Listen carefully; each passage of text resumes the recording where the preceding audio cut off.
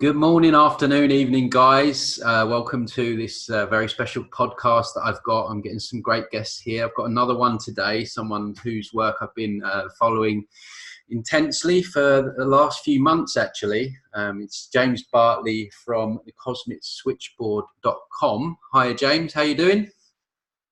How you doing, Tony? Pleased to be here. Thank you for having me on board. No, you're welcome. And we had some real issues just getting this set up, which is always interesting. I get this before sessions as well. You know, all this interference, and even now it's saying that the connection is unstable. Just as I mentioned that, so they obviously Yeah. don't want us talking about whatever we're going to talk about, because they can probably see into timelines and all interesting stuff, isn't it? So.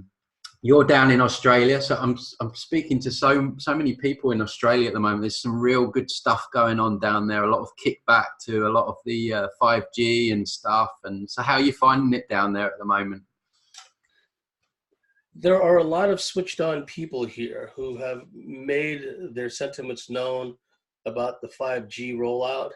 Uh, it's resulted in some pushback where some of the local councils did not go ahead in some instances with, uh, approving 5G towers and whatnot. Also, it became known in certain areas of Australia that in their wisdom, they're going to be spraying glyphosate into the water systems, Mm. supposedly to get rid of weeds or something. And a lot of people push back about that. So we have a lot of switched on people here who jealously guard their prerogatives, their well-being and their families and whatnot. And so I'm really pleased. I'm really proud of that too. Yeah. And going forward, I think that there is this mass awakening to some degree of, look, it's like, you guys, you whack jobs, do what you want to do, just leave us alone. And when they cross that line, I think that we're going to see more grassroots activity, the real grassroots activity, not this Mm. bought and paid for Soros variety. Yeah, absolutely. And it's even in the last few months, it's so encouraging to see. I have a regular podcast with Adam Crabb of Crass Files, and you know, it seems like they're tripping up, making more mistakes, and you know, they're panicking. And I feel it as well. I don't know if you just feel it in your bones. Something seems to be shifting, and it's quite exciting times to be in. It is, Tony. And even if someone doesn't have the full picture, and I still don't have the full picture, and with me, it was an incremental process over time, you start to see the light come on in a lot of people. They're realizing that they're working and working and working, and they're bringing home very little take-home pay, and Mm. they don't have nothing to show for it. The roads are in a dilapidated state. Infrastructure is breaking down, and all these policies are being enacted in their name, mass immigration, everything else, and they seem to have little or no say in the matter. So when you come across someone like that, and what I'd encourage people to do, of course, it's a personal thing, but I try not to blow them out of the water. It serves no useful purpose to talk about reptilian overlordships when someone is having issues, of a more, I wouldn't say mundane variety, because it's all part of the same matrix, but, and I don't mean this in an elitist sense either, but you meet them at their needs. You say, well, check out this website. Did you ever come across this book? And then, let them come to their own conclusions and develop an understanding and an expanded awareness at their own pace, right? Because if someone had come along to me way back when and said all this stuff is going on, they would have blown me right out of the water. Yeah, exactly. Yeah, and there's layers to it, like you say. So you have the political front, and then you have Yeah. the deeper levels of it. So yeah, like you say, it's meeting people where they are, I guess, and not scaring them away. And you know, the good thing with this community is that we're there to kind of hold space really now for these people that are starting to wake up. We've been through the ringer a few years now, and we know we know the games and what to expect. So yeah, very interesting times. And I just wanted to touch on something. It made me laugh. Well, I shouldn't laugh because it affects your home. But you mentioned before about, what do you call them? Matrix Centennial. Matrix Sentinels. A Yeah. Matrix Sentinel, and I guess some would regard it as a derogatory term, but it's It could be anyone, all walks of life, at the workplace, at the local pub, somewhere. Somebody says something, and it just reminds you that in true Truman Show fashion, that they're kind of in this matrix, and they're there to kind of hem you in, Yeah. right? And like, we were supposed to have a full hour today, but I have to cut it off short by several minutes because these matrix sentinels in the form of neighbors are going to want to come over and cut down a bunch of weeds that are creeping over their side of the fence into our side of the fence. Now, the first time that happened, the neighbor came to my door, knocked on my door, and was standing there with a container of Monsanto Roundup weed killer. Beautiful. And she asked me, can I go to your backyard and spray this over by your clothesline? And I said, no, you can't. Glyphosate, class action lawsuits in America, F you very much, right? All in the politest terms, of course. Yeah. And then the landlord was here a few weeks back, and he comes knocking on my door, and he wants to spray Monsanto. What is it with these people with Monsanto Roundup, right? Yeah. I said, no, you can't spray Monsanto Roundup, carcinogenic. Yeah, it's almost like, Tony, you got to talk to them like they're children. Yeah. Really. I was at one person's house several years back, and they broke out Monsanto bug spray, and they started spraying it around. I'm sitting there on their sofa. I wanted to flee, right? That's what I mean by matrix sentinels, where these Will Smith types pop up all over the place. Yeah. Right. I wanted to just touch on this because there's a lot of information coming out, and I come across them as well. It's almost like there's AI programming running through, and some people refer to them as inorganic souls, or non-human souls, or what have you. But you can see where you mention something, and the program will just kick in. Like, they'll either jump straight to the defense of the system.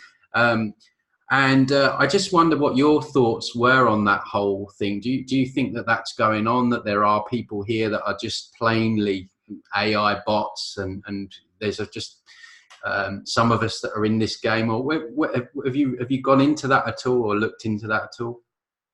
Tom Montauk talks about organic portals, and Randy Moggins talks about what's the term? NPC, non-something players, non-something or other. Non-player characters. That's it, non-player characters. And I refer to some of these people as matrix sentinels. They're going to kind of hem you in with their ideologies and their dogmas and whatnot, and to shame and guilt you and make you feel stupid. And I do think there's something to that, because for all intents and purposes, Tony, we're already in the fourth dimension. Because if you're standing next to somebody and you see above you, not even at a very high altitude, an airplane turn on its nozzles and start chem spraying you directly above. In the sky, like from the distance to your location, there's no plume. The nozzles are activated directly above you, and from above you off to the horizon, there's a plume. So there's clearly a before and after, a cause and effect. And my landlord in San Diego, he happened to be he lived next door. He happened to be going into his apartment, and I pointed out, look, do you see what's going on? They've just turned the nozzles on. They're spraying. Pretty soon, those chemtrails will expand, merge with other similar trails, and pretty soon, within a few hours, the sky will be hazy and milky white, et cetera, et cetera. His response was laughter. It was a knee-jerk program response. He's looking at the same stimuli that I am. Yep. I point out that there's no plumes, from the distance to our position, and then from our position away from us, there's a plume. We see the plane flying away with the plume trailing behind it. His response was to laugh. Right? Oh. And it's not even a regular flight path. Charles Lindbergh Field, the international airport in San Diego, planes don't fly in that direction, Tony. So there's a disconnect where we see things that are blatantly obvious to us, and the people next to us are completely oblivious. So that's why I'm saying that for all intents and purposes, we're already in a different dimension from them. Yeah, it's like coexisting with the two timelines running at the same time, isn't it? And I just wonder moving forward, like how this is going to play out, like if we're going to shift onto the people that are aware and who care about stuff and are actively trying to wake people up and do the work, as opposed to the people like you mentioned there, the people that just laugh when you mention anything. And I just wonder if how you see it. Do you feel like there's a split at the moment, and how that's going to play out? How do you see it moving forward in these really interesting times that we're in? I do see a split, Tony. Uh, every once in a while, Facebook reminds you of something you posted way back when. And it was very apt because some years ago, when I was still living in San Diego, well, actually after I moved out of San Diego, but I posted it a few years ago when I was here in Australia. I pointed out how I'd gotten to know this kid that was attending the University of San Diego, it's considered to be an elite school in America. And for whatever reason, at the time I felt so inclined, I was laying out to him in layman's terms why Lee Harvey Oswald could not be the lone assassin. I talked about his well-known, well-documented intelligence background. He was a Russian linguist based at the U-2 base in Japan. He had connections with ONI, the FBI, the CIA, mobsters, anti-Castro Cubans, left, right, and center. The kid's only response to me, and I was throwing names at him, Guy Bannister, all these other names. Anyone who's taken the time to study these things would know what I'm talking about. The kid's only response was, "You believe in conspiracies?" Now, there was nothing conspiratorial I mentioned about any of that. Oswald intelligence connections are as long as your arm, and they're well known. So when you get that kind of response from someone who believes themselves to be attending an elite, prestigious school in America, well, the dumbing down process is complete, at least, for that person.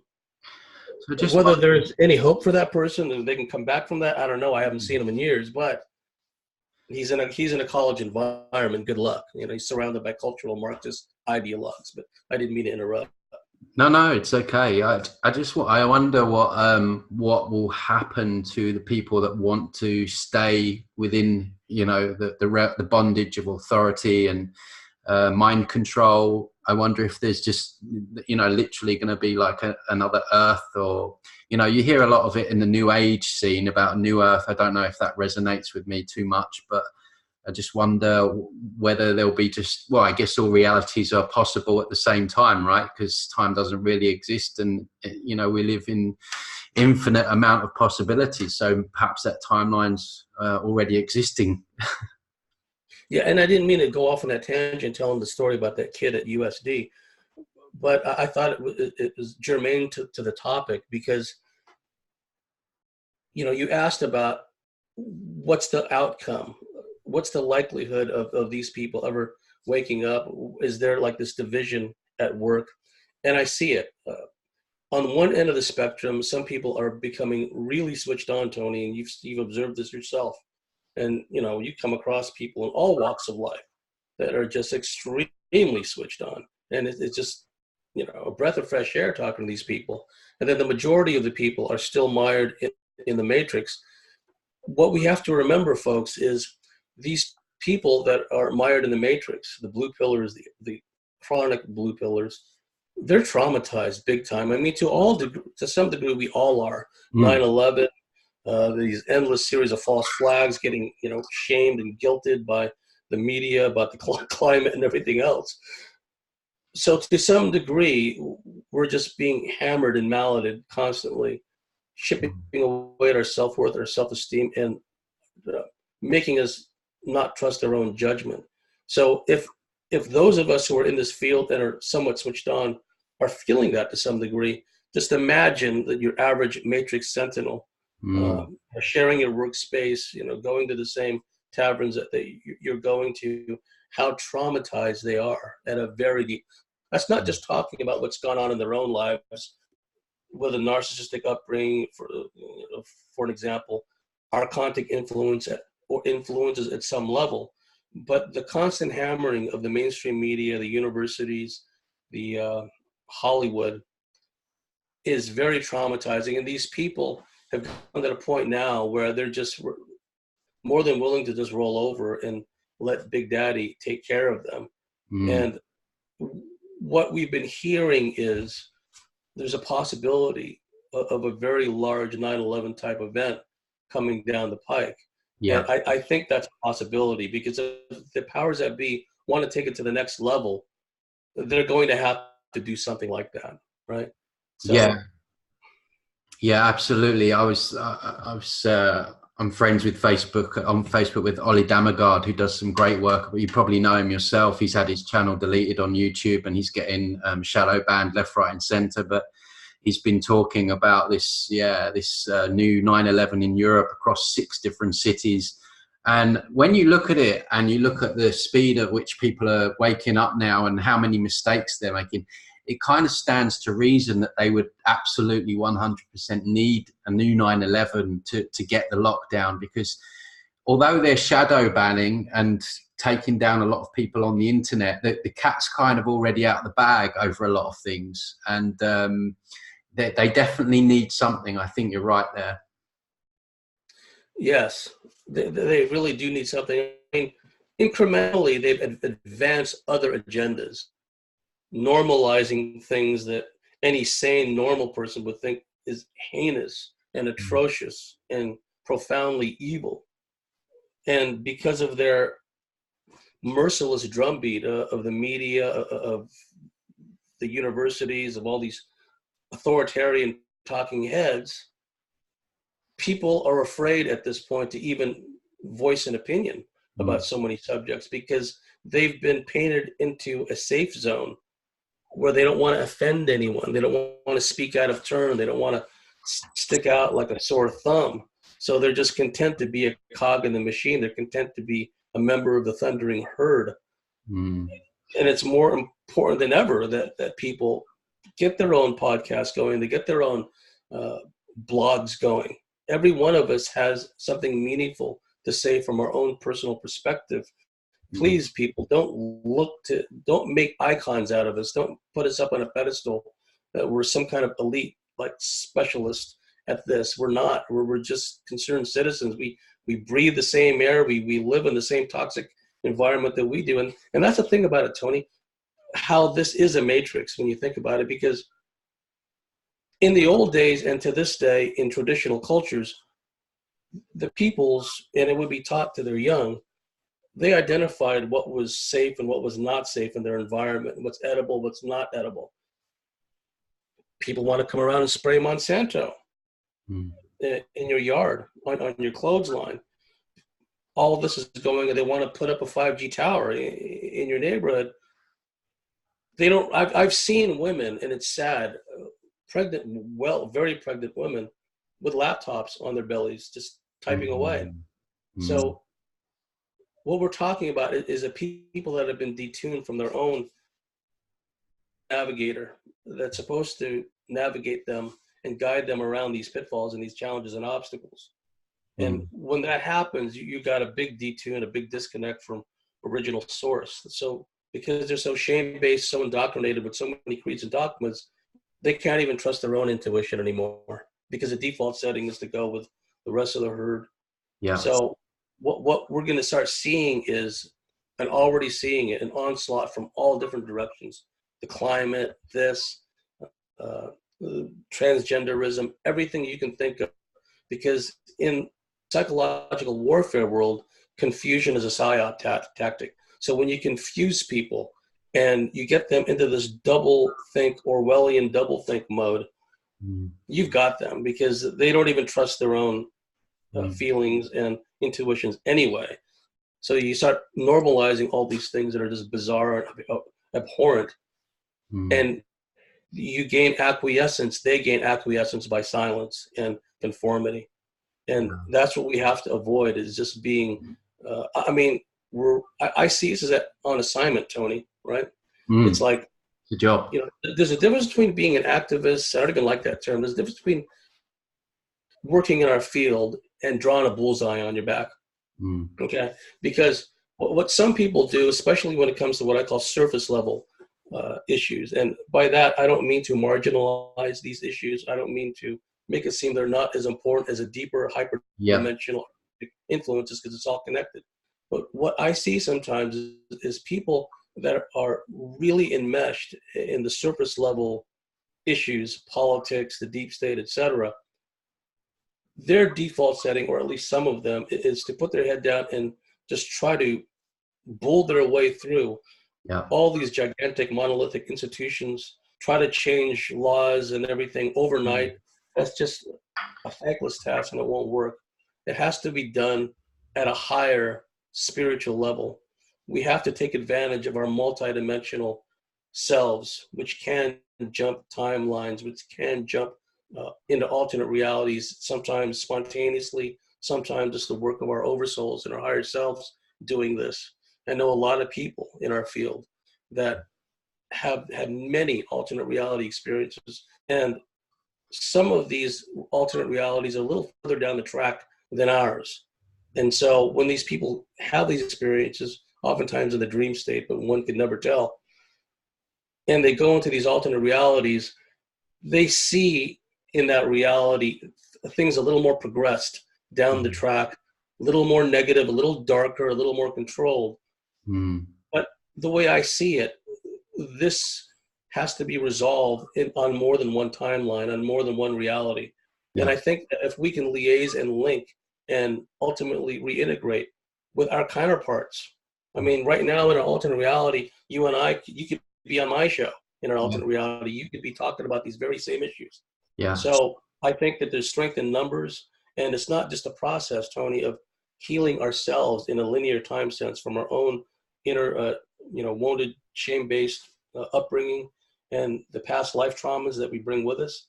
But I really believe that we have to integrate with our alternate reality selves too, some of whom are further down the track, more metaphysically capable, and have a greater awareness across dimensions, across timelines than we do. I think that we're kind of like the poor cousins in many ways, that our realities, someone had to draw the short straw, Tony, but I look at it this way. It's, if you're going to be anywhere in the multiverse where you have an opportunity to make a huge impact, where there's a huge cork like stuck, a bottleneck, just hemming in all these souls, right? This is the place. You're going to be on Planet Crazy. Yeah, that's right. Sign me up, coach. Yeah, exactly. No, I mean, God, sometimes you wake up and you think this is a nut house, completely mad, especially with all the transgender and you've got drag queens turning up at schools and stuff. It's like, God, it's really is a horror show. But I think you're right as well. I mean, like I used to, and unless we look at beyond the surface level, we're really kind of blind, really. And I do find a lot, and I saw it myself a few years ago when I started to look more metaphysical, shall we say. There was a huge pushback with the sort of things that I was posting, because people seem to kind of get stuck there, don't they, on the 3D level of things. And like you say, it's not that we shouldn't be aware or raise awareness, and it's all important, but it's almost like kind of shouting at the movie, hoping it will change. And really what we need to do is go a little bit deeper. And also another thing, interesting thing that you said there, which again is something that I hadn't done up until 3 or 4 years ago, and I'm still working progress with it, is people are ignoring their own traumas and self-healing. So what they're doing, and I did this myself, is they're seeing all this injustice in the world, and they're using it as a way to project all this anger that they've got, that's kind of been stuffed there for years. So suddenly now there's this funnel, and of course that's matrix energy, isn't it? It's more anger, it's more intensity, and so it's almost like we're kind of doing that, but we need to start healing ourselves as well. And as you say, going back, healing our timelines and doing the inner work, and energetically clearing ourselves, and physically looking after ourselves better. So it's a little bit like spinning plates, isn't it? Trying to get out of here. We need to spin all these plates, and then that sees us in the direction we need to go. Yes, Tony, it starts with the first circle, ourselves. it's presumptuous for us to think that we can help and be a leader and help these other people and raise awareness when we're a fractured, non-integrated, trauma-based, shame-based person, like I am, and like I'm a work in progress, and I still got a lot of work to do in that regard. Same. And I have to be mindful of not letting these hot buttons trigger me. Could be an emotional thing, could be an interaction with a matrix sentinel, whatever the case may be. My own unresolved issues, suddenly I'm projecting outwards. And that's what we see at a surface level. And, I just want to make a quick point about it and move on to more weightier issues. But a classic example of that is AJ, Alex Jones, who just channels and bottles all this rage and anger. And look how he seamlessly turned into like almost a mainstream Republican. So what they've done is they've neatly, bifurcated. They've neatly created these seemingly opposing camps, but they're really opposames. And so suddenly, Fox News is the flavor of the month. Suddenly, Sean Hannity is invited onto the Alex Jones show. The guy was a cheerleader for 9/11. He played a key role in this whole lousy network of foisting that con job on all of us. But what Alex Jones has done is he's been able to channel not only his own anger at these monolithic edifices, the globalists that he refers to them, this nebulous kind of really meaningless term. And he's gotten all these other people to go along with it, where just into a big feed for the archons, quite frankly. We were talking before we came on because we had all these sound issues trying to get started here, and I was saying, well, the archons are probably sitting back munching on popcorn, having a good laugh. Of course. But when all this rage, this misdirected rage, or in this case, is very directed at the system, at the globalists, at the international bankers, all these are really generic, ultimately, they're euphemisms. They don't really get down to the core issues of what's going on. And just like how people like Obama in old days was what they call a community organizer, when he was really a community wrecker, classic Soviet style agitation propaganda, whip up the feelings, because emotions can be triggered very easily. If you listen to that old Clash song, working for the clampdown, there's a line in there, and I don't remember the exact lyric, but it was something about directing anger in a certain way, right? And that's what they're experts at doing, these classic Soviet style agitprop ideologues, is getting the anger directed, but ultimately for relatively trivial issues. Like these community organizers are really community wreckers. Instead of bringing together communities, they create all these divisive issues, whip up people into this emotional lather, emotional frenzy. And that's the usefulness of people like Alex Jones, because it gives the archons a feed, but it also, and it keeps everyone in a lower state of vibe of fear, but nothing really gets done, right? Exactly. And so what we have to do is recognize, okay, who's getting this feed? We always talk about the elite. We always talk about their, these appalling, atrocious behaviors behind the scenes and increasingly in front of the camera, right? Well, who and what are they? And why are they so obsessed with bloodlines? Why are they so obsessed with ritual and sigils and symbology? Because they're not worshiping other humans. These people are extreme narcissists. No, they're worshiping and trying to obtain power from these other beings. And when we get to that level of understanding and recognize that the architecture, the symbology, so much of the old world pre-Babylonian, all the way back to Orion and points further out, that's what this comes down to, is that this is, as Charles Fort said, the great American phenomena researcher, he said that in all likelihood the human race is being farmed at some level, that we're not aware that we're in a farm. And I would agree with that, because it's a very controlled environment. Think of it as like a huge terrarium. And I don't want to paint too bleak of a picture, but it's important to recognize the nature of the multiple threat environment we're in. When literally the air we breathe, the soils, the food, or what passes for food, those are all outward manifestations of a hyperdimensional demiurgic force as the Gnostics would have said. It's the outward layer of what's been going on, not only external to us, but within us. I'm going to have Jerry Marzinski back on the show, and the interview I recorded with him is just phenomenal, even by Jerry Marzinski standard. And he talks about these intrusive thoughts, which plague everybody to some degree, and then they can turn into OCD thought loops. They don't originate from us. They're like entities that are just constantly putting in these thoughts. And he points out they're never positive, uplifting thoughts. They're always negative thoughts. And then, isn't it interesting how the media reinforces the negative? There's not a good news, unless we're just talking about feckless nonsense, kind of morning TV shows. But there's never this feel-good thing. Oh, a man stopped a mass shooting in progress when he pulled out his concealed carry weapon and killed the Black Ops assailants, right? We never hear that. Never. It's always just a steady reinforcement of negativity, keeping people at this low negative bandwidth, which makes them a buffet for these archons.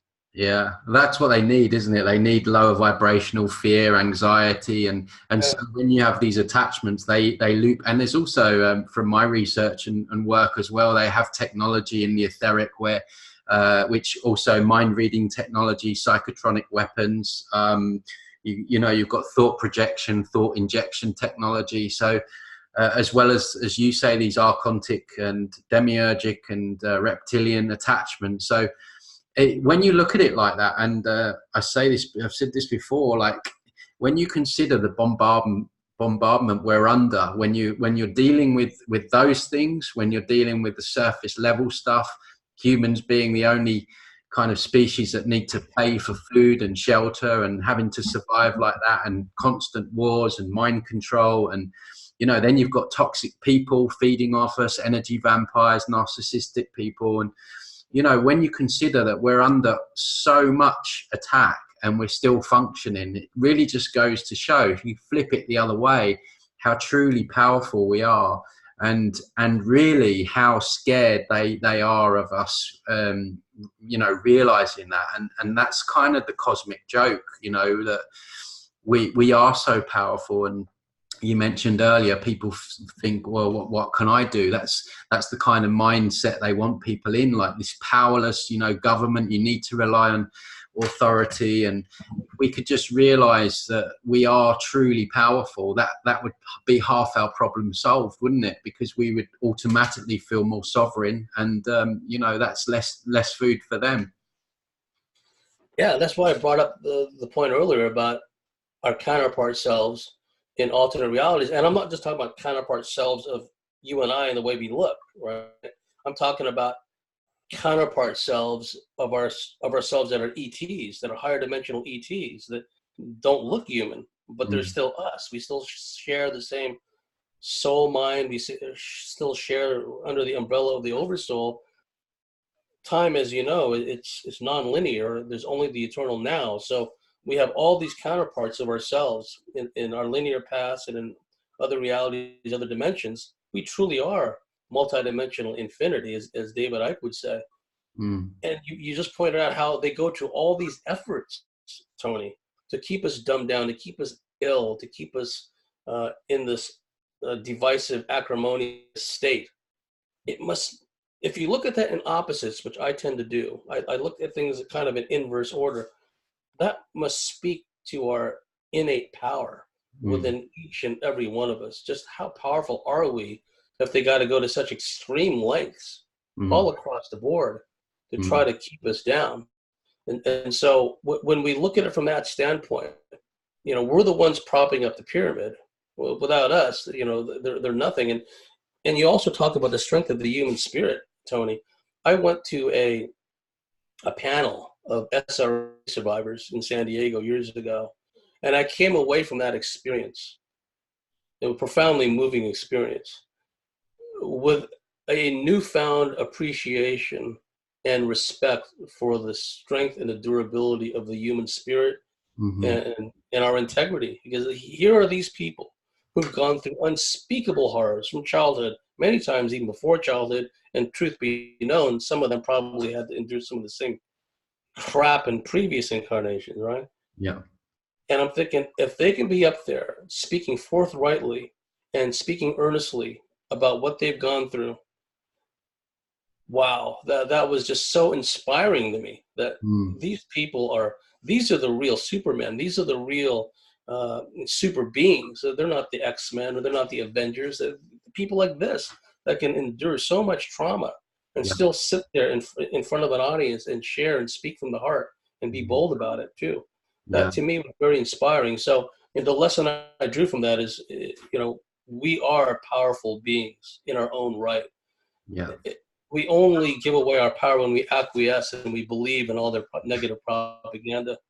Yeah, and that's it. It's giving our power away. That's the other thing we do. But again, I echo what you say. I work with XRA survivors, and sometimes you're just in awe. Like, how is that person even laughing? They always seem to be like even more upbeat than me. It's like, how strong are these people? And they come through and they're doing the healing, and it really gives you hope. But giving our power away. But it's the same in the etheric as well. I find it in my work. A lot of people, like on the surface level, people are giving their power away to politicians and gurus and stuff like that. But also, there's a lot of stuff going on in the new age now where people are giving their power away to archangels and these different beings that are masquerading. And what's your opinion on all that?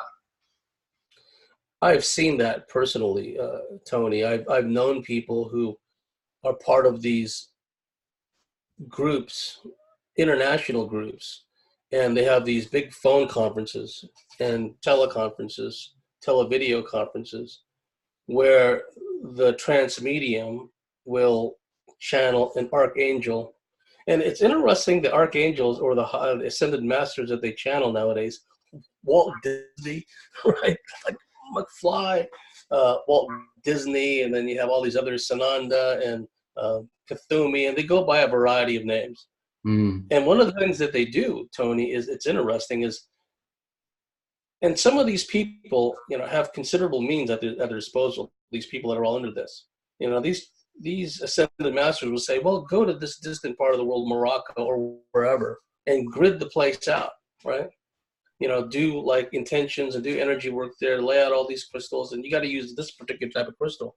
And I'm thinking, well, what if that ascended master isn't really Kathumi or Saint Germain? What if it's like a Draco or something like that, right? Yeah. And so they're going to these places, they're doing the bidding of this discarnate, non-corporeal entity. And what if what they're really doing with all this gridding is opening up portals, like they're doing with the 5G and doing with the CERN and doing everything else. And that's the problem that I have with so many of the New Agers, is because the default setting within them, again, sadly, this has to do a lot with trauma, unresolved trauma, is their knee-jerk, ironically hostile reaction in many cases to anything deemed negative. Right? Not allowed so to. You're not allowed. It's like a safe zone. It's like a spiritual safe zone. It's not quite a college student standing there in a little box painted on the ground, right? It's like this metaphysically oriented person who creates this energetic safe zone bubble for themselves. And you're not allowed to talk about this stuff. I mean, for a long time, I was like this kind of pariah. Oh, James, always talking about the lizard people and whatnot, right? So I found myself at times in this kind of mixed company. Usually I just try not to say anything and just observe and listen. But other times I've been asked to speak this for some of these private groups, like in a home, like a kind of a private group setting. And they may not be outright hostile, but I can see they're getting triggered just by their body language and kind of the spasmodic jerks that some of them are presenting, right? Something is going on within them or something working through them.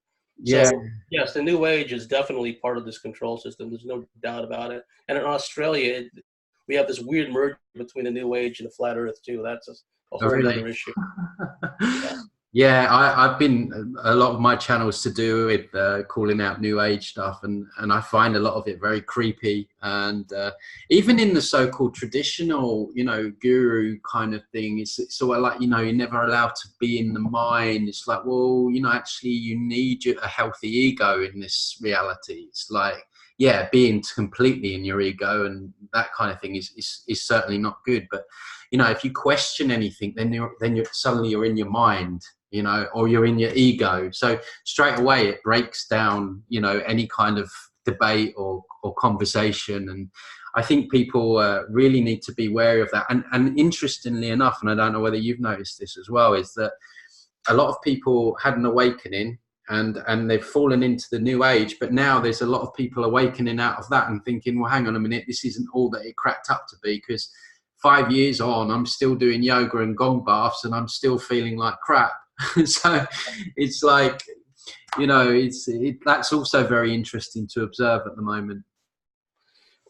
And people have to be mindful of that response within them of always deferring to some authority. Like there's some people that go around and say, oh, yeah, I'm all against organized religion. I'm all against orthodoxy and Christianity, yada, yada, yada.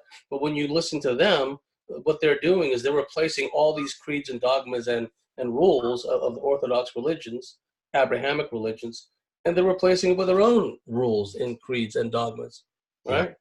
They just present themselves as like this person who's like their savior. And it taps into what Bernard Gunther talks, the savior programming. There's a lot of that going around. Yeah. Donald Trump, classic example of a guy who is as a lightning rod, but for whatever reason, he's viewed as a savior by a lot of people, which was baffling to me, right? In so many ways. I mean, at some level, maybe he's so split off, excuse me, at some level that, you know, he's either turning a blind eye or, you know, with his tacit approval, things are going on, you know, behind the scenes that are, I guess, for the good, but we can't hang our hats on that. That's savior programming. That's like, oh, let George do it. Let someone else do it. Yeah. We've got to do it ourselves. And we got to get away from the savior programming. We got to get away from this notion that you can't delve into things that are too negative. And another thing about some of the Eastern metaphysical philosophies, Tony, is this notion of dissolution, like complete soul, mind dissolution, nothingness is like some ideal. It's like we're here in physical embodiment to interact with this world and experience, and just spending your whole life meditating. I understand the need to still the mind and block out the internal dialogue, the monkey house chatter. I understand that. But to completely dissolve yourself into disillusion, nothingness as an ideal, that just opens people up big time for entity position and infestation. Yeah, and it's boring. Who wants to be in the cave all their life? That's right. That's right. That's not why we're here. You know, well, to each their own. I wouldn't presume to determine someone else's destiny. You know, but. Exactly. So we've got a few minutes left. I just want to make a point of talking about, you've got a few upcoming conferences in November. If you'd just like to tell people about where you are, what you're going to be doing, what you're going to be talking about in the last few minutes that we got, that'd be really great. Yeah, thank you. Before the Matrix Sentinels get here, and hopefully have to ward them off if they got the Monsanto with them.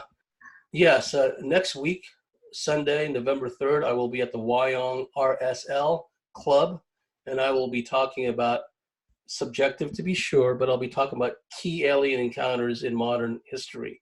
And I will point out some cases that are relatively well known in the alien encounters field, and some not so well known, ones that I know personally, happen to personal friends of mine or people that I have corresponded with, that I think that there's some learning and understanding, greater awareness can be developed from that. Also, November 28th, November 29th, I will be at the Ancient Origins Conference. I will be one of 4 speakers. Evan and Stephen Strong will be talking about the origins of the Aboriginal connection to ancient aliens, if you will. I'll be talking, it's a thematically sequenced event. They're going to be talking about laying the groundwork for the aliens have been here all along, and they played a formative role in our being here, or at least some of them did. I will come on afterwards and talk about what the government and the military and aerospace industry really know about aliens from 1940s to the present. Leah Capitelli will come on after me and talk about alien encounters on a personal level, also past life incarnations as an alien.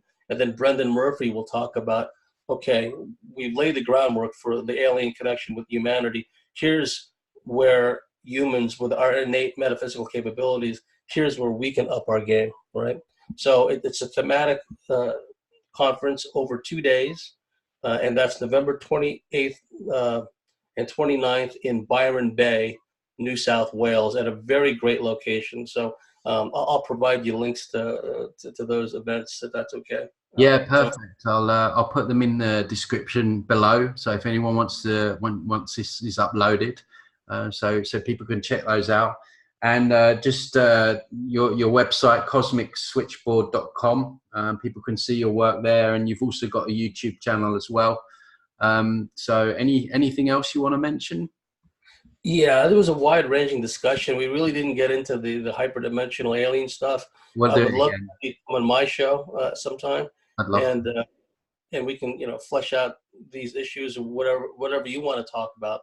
And if you'd like me to come on and just keep me on track and talk about alien and interdimensional stuff, well, I can do that next time. Well, maybe it's synchronistic, because maybe we've just touched on the surface. We're just warming people up a little bit, Yeah, and then we'll go deeper. But no, I appreciate you coming on. Fascinating, all important information. And yeah, I'd also love to come on your show. No worries. And we're going to leave it there, because you need to deal with this this Agent Smith. And guys, if you're new to the channel, please like and subscribe. It really helps me out. And I will see you on the next one. Thanks a lot, James. Thanks a lot, Tony. Bye.